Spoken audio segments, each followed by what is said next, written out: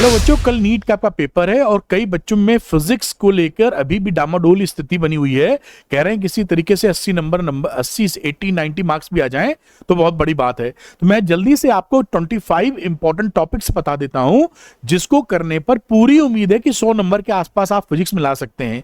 तो नीट के लिए फिजिक्स में रिवीजन के लिए ये टॉपिक्स मस्ट डू हैं, जिसको करने पर कल आप शांति से बहुत अच्छा पेपर कर पाएंगे। और बिल्कुल घबराने की आपको आवश्यकता नहीं है। जो आपने पढ़ाई की है वो पकड़ के रखें और उसी बेसिस पर एग्जामिनेशन दें। हर आदमी को थोड़ा सा एंजाइटी होती है, आपको भी हो रही होगी, लेकिन घबराने की कोई जरूरत नहीं है।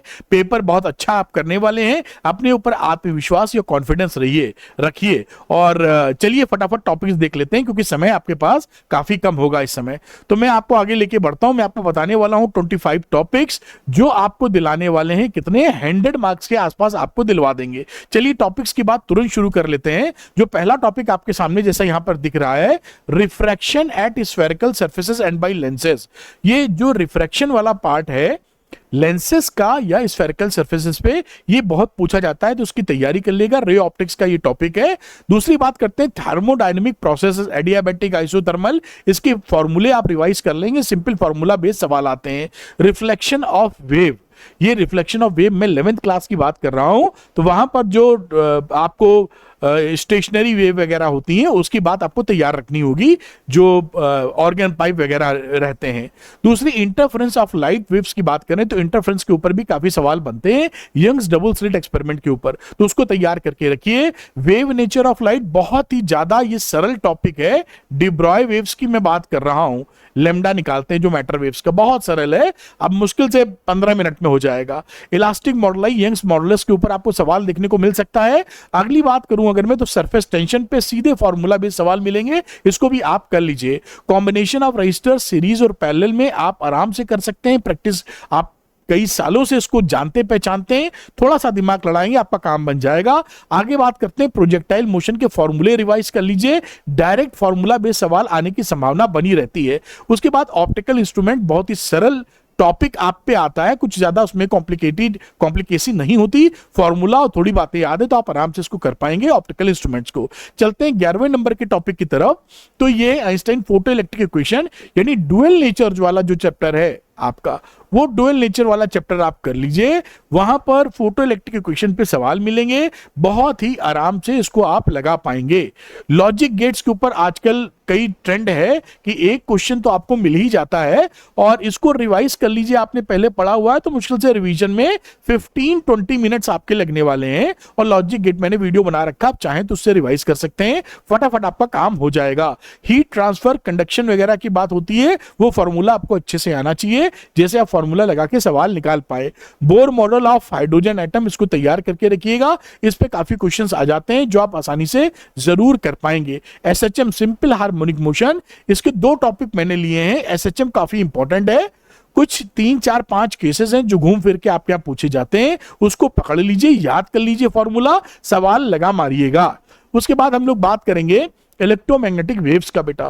तो ईएम वेव्स को भी आप तैयार करके रखिए, इसमें तो कुछ ज्यादा है नहीं। एक तो डिस्प्लेसमेंट करंट आप पढ़ लीजिए, फिर स्पेक्ट्रम में प्रॉपर्टीज है वो याद करने की बात है, आपने याद की होंगी, रिवाइज कर लेंगे, सवाल वहां से आने वाला है।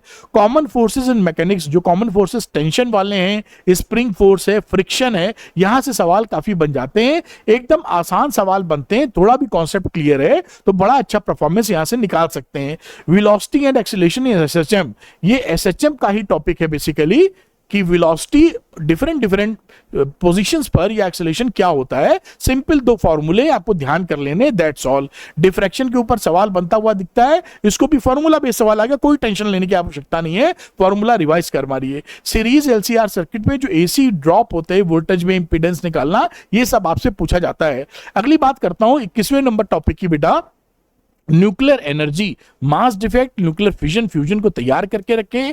कोलिजन्स के ऊपर डायरेक्ट फार्मूला बेस्ड सवाल आपको मिलेगा। इलास्टिक इन इलास्टिक कोलिजन्स में जो डिफरेंट फार्मूले होते हैं, 2 बॉडी टकराई है तो उसके बाद उसकी वेलोसिटीज क्या हो जाएगी, टकराने के बाद पहले u1 u2 थी, v1 v2 बाद में, तो बाद में क्या हो जाएगी ये बताने को आ जाता है।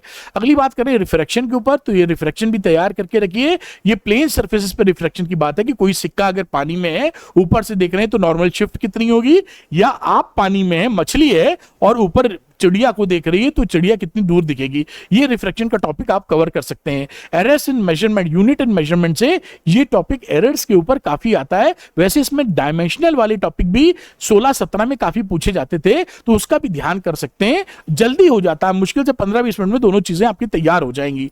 और काइनेमेटिक इक्वेशंस हैं यूनिफॉर्मली एक्सेलरेटेड मोशन के लिए, v = u + at या v² = u² + 2as वाला जो फॉर्मूला होता है वही, उसके ऊपर सवाल आपके बन जाते हैं।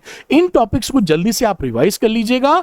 और PYQs, मैंने आपके लिए फिजिक्स की PYQs 10 साल के बना रखे हैं, समय मिले या आपने पहले देखे हो तो ये देखिए 12th के हैं और ये 11th के हैं, इसको आप जल्दी से रिवाइज कर सकते हैं। ये सुपर एक्सप्लेन्ड है, आपको फिजिक्स समझ में भी आएगी, जल्दी से आप रिवाइज भी कर पाएंगे। इनका लिंक मैं डिस्क्रिप्शन एंड कमेंट सेक्शन में लगा दूंगा, क्लिक करके आप देखना चाहें, समय मिले तो जरूर देख लीजिएगा। इससे आपका कॉन्फिडेंस बढ़ेगा, सवाल निकलने में मदद होगी। और wish you all the best. In topics को मत छोड़िएगा, ये आपकी काफी मदद करेंगे नीट के एग्जामिनेशन में। मैं ईश्वर से यही प्रार्थना करूंगा कि जो बच्चे कड़ी मेहनत कर रहे हैं उनका पेपर बहुत अच्छा जाए, वो सफल हो और डॉक्टर बनने का सपना उनका पूरा हो। Thank you very much, wish you all the best.